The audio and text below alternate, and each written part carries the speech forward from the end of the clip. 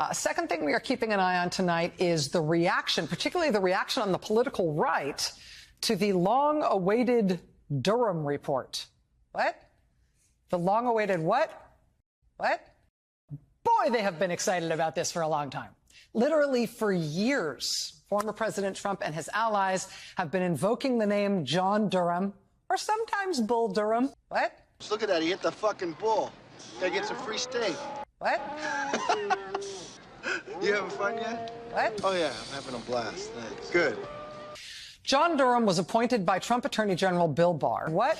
Durham was supposed to prove in this investigation that the FBI was wrong to have investigated whether the Trump campaign itself was connected to what Russia was doing. So what it says is the corruption at the FBI has now become a threat to our republic. What it shows is a political campaign, that'd be the Hillary Clinton campaign, using the FBI, weaponizing the FBI, hijacking the FBI to interfere in a presidential election. And let's never forget, the FBI lied repeatedly to a secret court in order to get wiretaps on Trump associates. We cannot allow this to go forward, and the Durham report, I think, lays the corruption bare. In sum total, what John Durham got out of his investigation was one guilty plea out of an FBI lawyer, an FBI employee, who admitted he made a misrepresentation in a single email.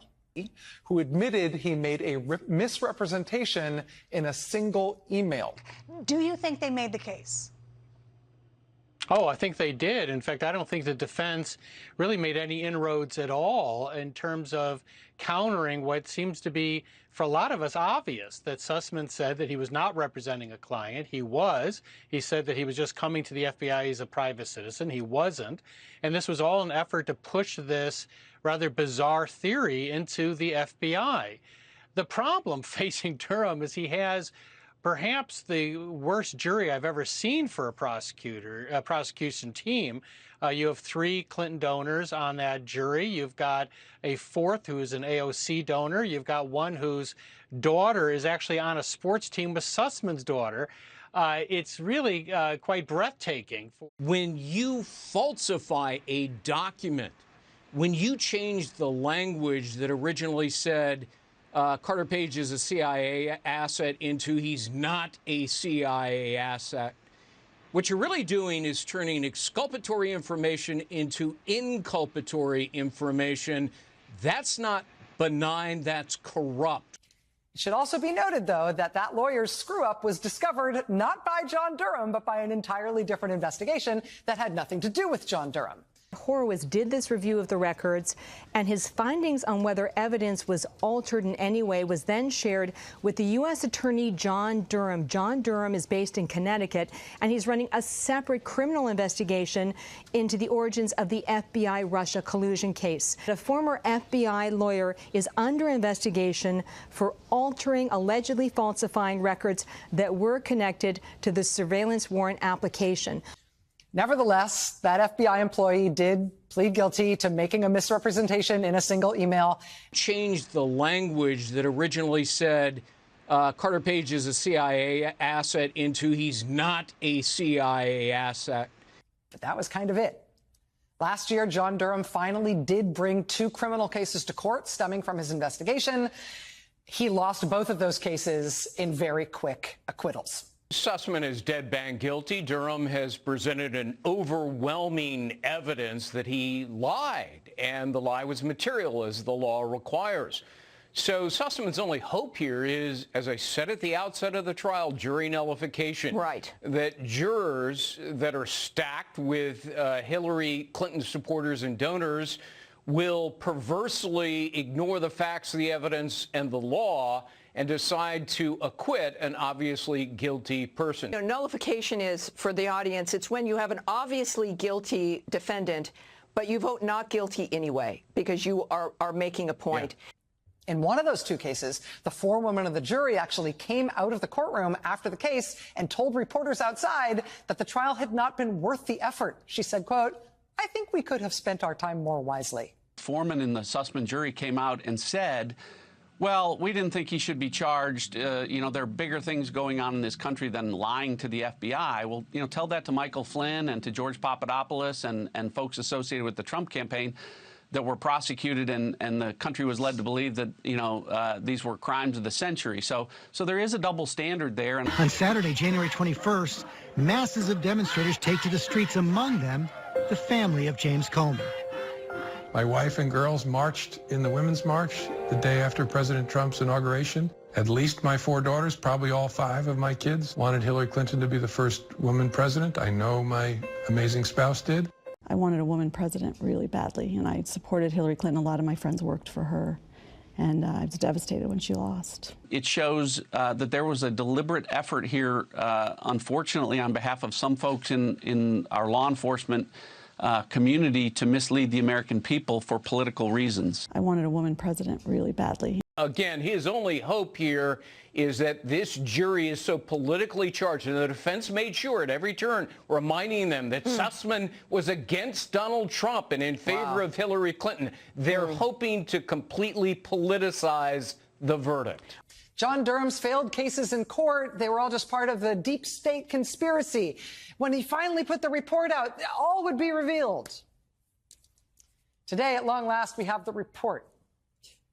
Here's the AP's headline today, quote, prosecutor ends probe of FBI's Trump-Russia investigation with harsh criticism, but no new charges.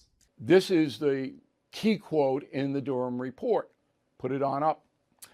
As the record reflects, as of early 2017, the FBI still did not possess any intelligence showing that anyone associated with the Trump campaign was in contact with Russian intelligence officers during the campaign. Indeed, based on declassified documents from early 2017, the FBI's own records show that reports published by the New York Times in February and March 17 concerning what 4 unnamed current and former U.S. intelligence officials claimed about the Trump campaign personnel being in touch with the Russians was untrue. So not only did the FBI know it was untrue, they knew that the New York Times was reporting was bunk as well.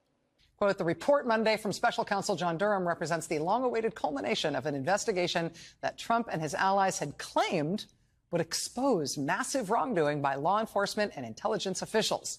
Instead, Durham's investigation delivered underwhelming results.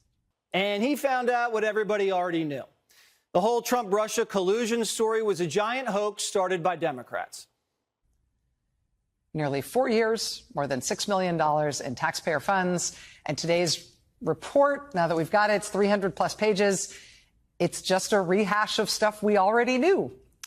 We found out the FBI shut down 2 investigations into the Clintons. 2. First, 3 separate FBI field offices said, wait a second, the Clinton Foundation is a foreign money laundering scam. We should probably look into it. But Andy McCabe, you remember Andy, the guy married to the Clinton donor? He calls everybody in and says, guys, the Clinton Foundation's off limits. Second thing they shut down, the Hillary Clinton campaign was taking illegal contributions from overseas. And so here you have Hillary Clinton and Bill Clinton having this Clinton Foundation with billions of dollars pouring into it from some of the world's worst tyrannies like Saudi Arabia and the United Arab Emirates and Qatar and other Gulf states, other people who have all kinds of vested interest in the policies of the United States government. And at the same time, in many cases, both Bill and Hillary Clinton are being personally enriched by those same people, doing speeches for many hundreds of thousands of dollars in front of them. FBI informants caught Hillary's campaign saying, yeah, we'll take your money. We don't care. Albania, Morocco, just send us the checks. So he runs it up the flagpole at the FBI headquarters, and they said, shut it down. With Durham criticizing the FBI for launching that investigation, but presenting no new evidence that they actually did anything wrong. Just a few days ago, the Republican chairman of the Oversight Committee, you might remember, he held this big press conference to announce the bombshell corruption evidence he had turned up about President Biden. How did that go? Well, this was the headline in the New York Times about that press conference, quote, House Republican report finds no evidence of wrongdoing by President Biden. House Republican report finds no evidence of wrongdoing by President Biden. Investigators have uncovered regarding the transfer of money from foreign entities to the Biden family. There's no evidence of wrongdoing by President Biden. Many of the wire payments occurred while Joe Biden was vice president. There's no evidence of wrongdoing by President Biden. Hunter Biden and his associates capitalized on a lucrative financial relationship with a Romanian national who was under investigation for and later convicted of corruption in Romania. The Bidens received over $1 million for the deal. There's no evidence of wrongdoing by President Biden. And 16 of the 17 payments to their associates' account that funneled the Biden's money occurred while Joe Biden was vice president. House Republican report finds no evidence of wrongdoing by President Biden. In fact, the money stops flowing from the Romanian national soon after Joe Biden leaves the vice presidency. After months of investigation and many public accusations of corruption against Mr. Biden and his family, the first report of the premier House Republican inquiry into such matters showed no proof of such misconduct. They also couldn't explain why the Bidens received over $1 million in 16 different wire transfers over a period of 3 months to at least 5 different banks. The president, when confronted with this information, said it wasn't true. Instead of being honest with the American people, President Biden has claimed since the 2020 election that his family has not received money from China. That was a lie in 2020, and he continues to lie to the American people now.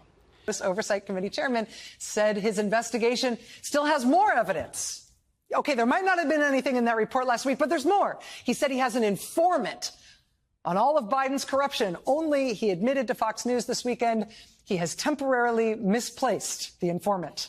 9 of the 10 people that we've identified that have very good knowledge with respect to the Bidens, they're one of 3 things, Maria. They're either currently in court, they're currently in jail, or they're currently missing. They fear for their lives. Not only are the Biden lawyers and the Biden White House intimidating them, the media is trying to intimidate and discredit them. He cannot find him anymore. Seems possible he might have left him on the top of the car when he pulled out of the driveway.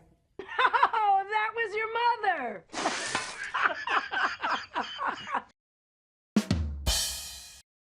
But everything that he laid out indicates that the Biden White House, the Biden attorneys, are essentially operating as an organized crime syndicate, putting pressure on witnesses, intimidating them into silence, and getting them to back off.